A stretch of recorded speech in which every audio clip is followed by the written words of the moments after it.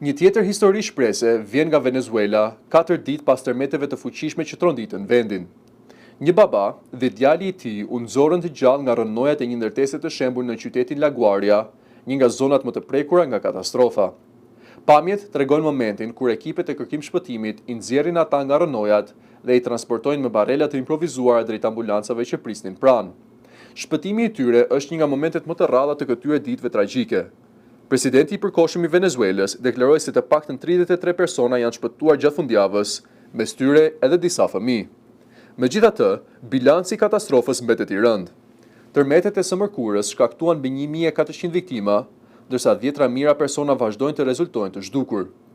Në zonat më të goditura, familjarët dhe vullnetarët kaluan ditë të tëra duke kërkuar të mbijetuar mes rrënojave, përpara mbërritjes së ekipeve ndërkombëtare të shpëtimit.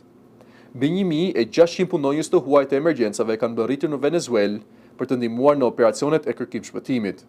Ata po punojnë kundër kohës, pasi shanset për të gjetur të mbijetuar zvogëlohen me kalimin e ditëve.